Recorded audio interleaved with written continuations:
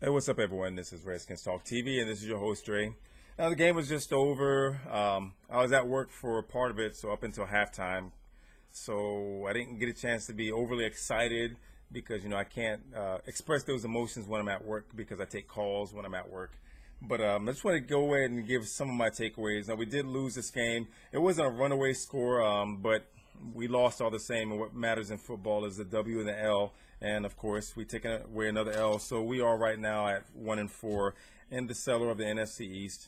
Now, with this game, just like in a lot of games, the play calling from Coach Gruden is I'm not sure what the hell is going on, but progressively each week, Alfred Morris has gotten less and less carries.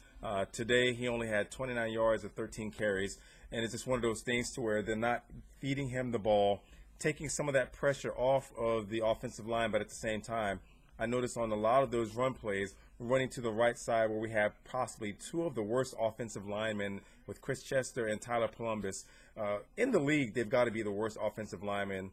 I would imagine if we had some of the linemen from the Jacksonville Jaguars, it would probably be an upgrade. And, Jacksonville Jaguars are a shit team right now.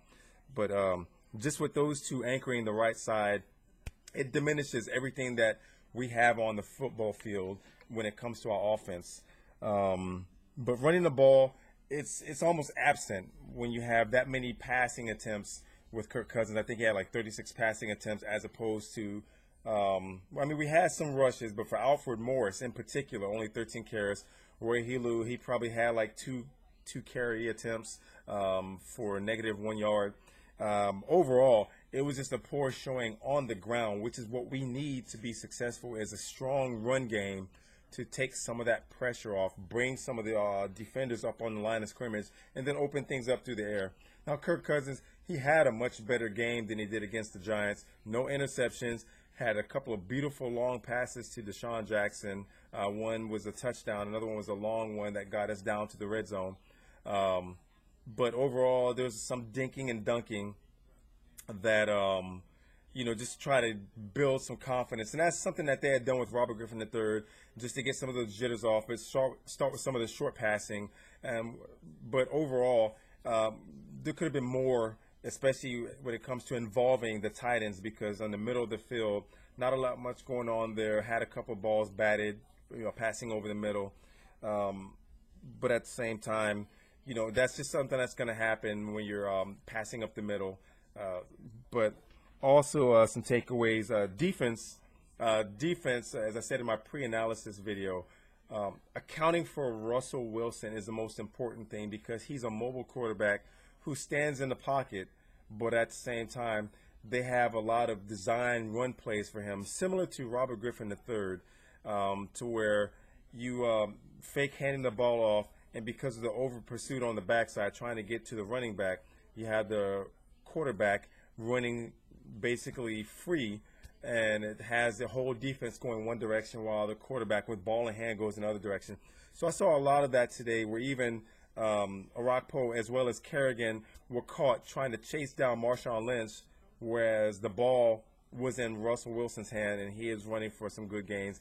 He had about 122 rush yards, and they were most of those rushing plays where he got gains. It was usually accounting for a first down.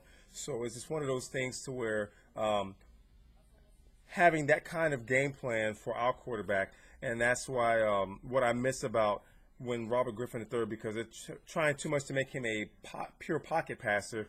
He can throw from the pocket as long as the offensive line is holding up. But doing some of the things that allowed him to be successful, not so much the read option, but at least some misdirection, because he is a mobile quarterback. He is going to cause defensive coordinators fits and have to tailor a game plan around what he can do along with the other skill position players. But they've taken that away from Robert Griffin III, and now you have a lot of Redskins fans who have turned against Robert Griffin. And like I said, Kirk Cousins, he had a good game, so can't take that away from him because he didn't throw any picks today. And this isn't a game that's won solely on his shoulder, and it shouldn't be a game that's won solely on the shoulder of Robert Griffin. This is a collective effort where you have to have a ground game, and the Seattle Seahawks had that. but you also have to have a passing game, and you have to have a good special teams effort, and you have to have a defense. Our defense has some piss poor plays when it comes to tackling. When it comes to the run, they did fairly well shutting down the run. But in some instances, just taking down the ball carrier, especially when you get Marshawn Lynch in the open field, or a best example is on the 3 would-be touchdowns from Percy Harvins. Even though there were flags thrown against an offensive lineman for holding or some sort of illegal play, when it comes to tackling him, our defenders had a piss-poor effort in bringing him down. And it was only because of the help of the illegal play that did make this a runaway score like it should have been. So it's just one of those things, technique.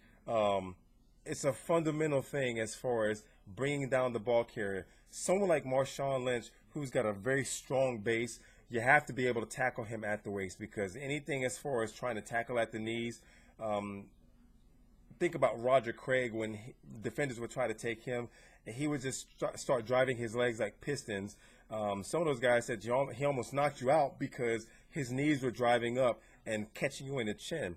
You have to be able to catch Marshawn Lynch at the waist, wrap the tackle, and then twist at your body to bring him off balance. And a lot of defenders were trying for those ankle tackles. Perry Riley, he got flipped around and watched Marshawn Lynch basically waltz in for a touchdown. You know, things like that. You need to get back to the basics of football so that technique is and the fundamentals of those techniques are what's exhibited out on the field, because our defense was tackling poorly. Not a lot of penalties. There were some that really hurt us, but I think Seattle Seahawks, even with the penalties, were able to beat us because they were just a much better team. And it's not like I'm hating to say that. I said that in my other video, that they are a very sound team in all 3 phases. Fortunately, we were able to shut down the kick and punt returns because Harvins is such a dynamic player when he gets the ball in his hands. So there wasn't any opportunity for him to embarrass us. So we did fairly well there. But one of the things as far as our special teams that I noticed, and it kind of goes before we try for one of our field goal attempts, in fact, the only field goal attempt, we had 4th and 1. And instead of going for it when we were down near the red zone, we kicked the field goal. And then on a kickoff, we tried for a fucking onside kick, which I don't understand because it was recovered by the Seahawks. And it, giving them that kind of momentum when they already had it. I mean, it's just something where we could have kept the momentum on our side and made this a closer game, even if it was in a losing effort. But kicking onside field goal when we could have at least gone for it on 4th and 1, that just befuddled me to no end, because we could have actually scored that. But once again, it's about play calling. Coach Gruden, got to give him an opportunity to grow with the team, to allow the players to learn the offense the way he's intending it to. But he's got to call a much better game that's going to be a lot more well-balanced, because right now when we have such a disparaging play calling, when you're looking at the overwhelming number of passing attempts as opposed to running attempts, you got to give the ball to the man with the hot hands, and that would be Alfred Morris. I know he fumbled once. Luckily, Darrell Young was there to recover that fumble.